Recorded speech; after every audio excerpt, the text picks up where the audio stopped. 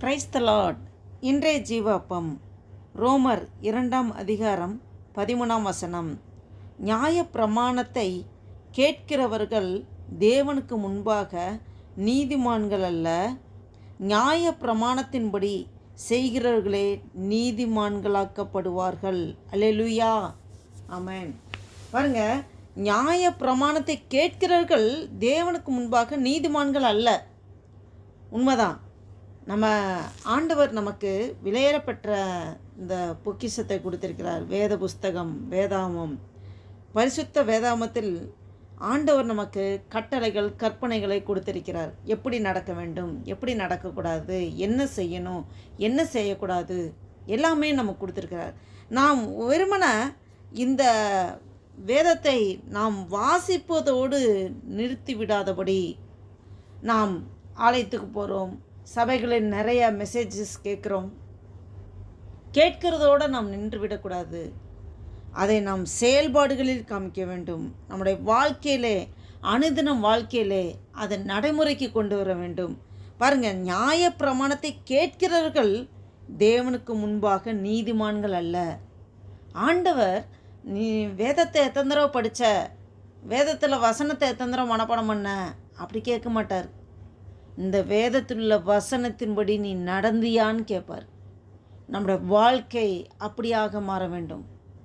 வேத வசனத்தை கேட்கிறதோடு நின்றுவிடக்கூடாது, படிப்பதோடு நின்றுவிடக்கூடாது.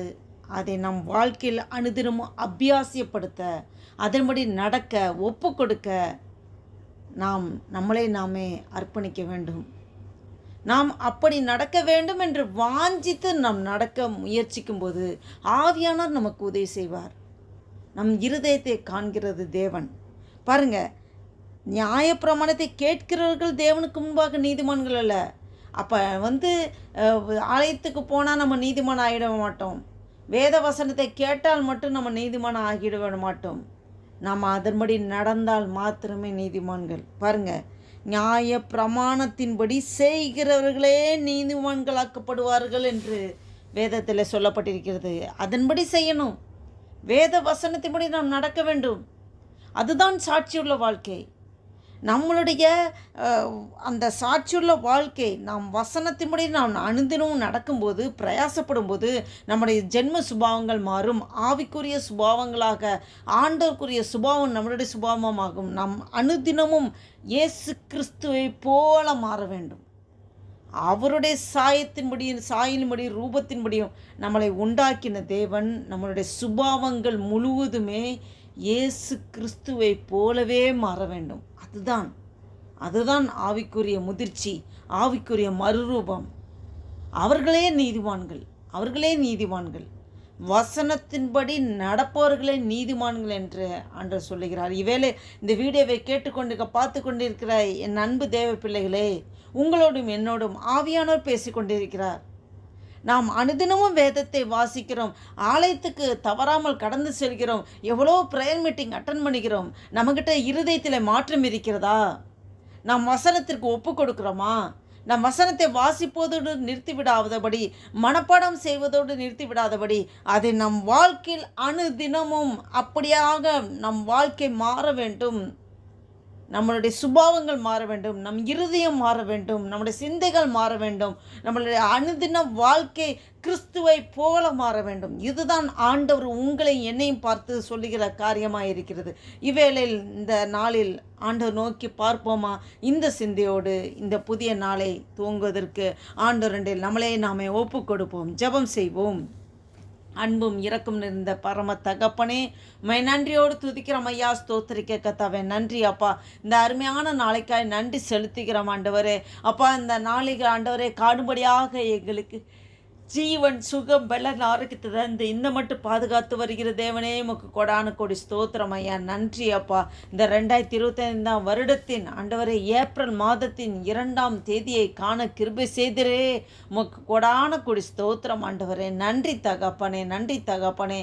அப்பா, வாசித்த வேத வசனத்தின்படி ஆண்டவரே, நியாய பிரமாணத்தை கேட்கிறவர்கள் தேவனுக்கு முன்பாக நீதிமான்கள் அல்ல, நியாய பிரமாணத்தின்படி செய்கிறவர்களே நீதிமான்களாக்கப்படுவார்கள் என்று அப்பா நாங்கள் பார்த்தோமே ஆண்டவரே, அப்பா ஸ்தோத்திர கர்த்தாவே, அப்பா எங்களை முழுவதுமாக அர்ப்பணிக்கிற கர்த்தாவே, ஆண்டவரே எங்களுக்கு விலையேற பெற்ற ஆண்டவரே பொக்கிஷமாகிய வேதாமத்தை எங்கள் கரங்களை கொடுத்திருக்கிற ஆண்டவரே, அப்பா நாங்கள் அனுதினமும் இந்த வேதத்தை வாசிப்பதோடு நின்று விடாதபடி ஆலயத்துக்கு போய் ஆண்டவரே அப்பா அநேக மெசேஜ்களை கேட்குறோம், தேவ செய்திகளை கேட்குறோம், அதை கேட்கிறதோடு நின்று விடாதபடி ஆண்டவரே அனுதினமும் ஆண்டவரே வசனத்தின்படி வாழ வேண்டும் என்று அர்ப்பணித்து அதற்கென்று அப்பா ஆண்டவரே ஓடும்போது ஆவியானவரே நீங்கள் எங்களுக்கு உதவி செய்கிறீர் ஆண்டவரே.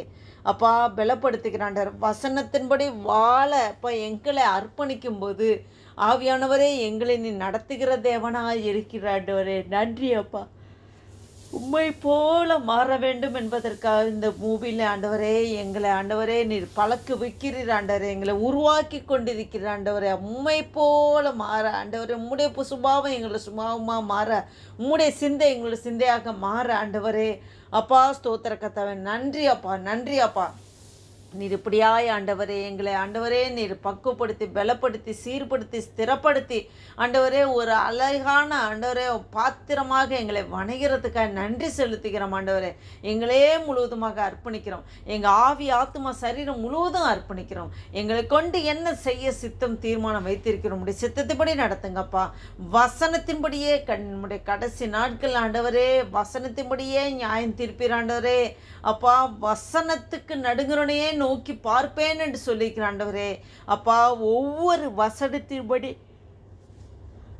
அப்பா ஒவ்வொரு வசனத்தின்படி நடக்க எங்களையே நாங்கள் அப்பா அர்ப்பணிக்கிறோம் ஆண்டவரே. அப்பா நன்றி அப்பா.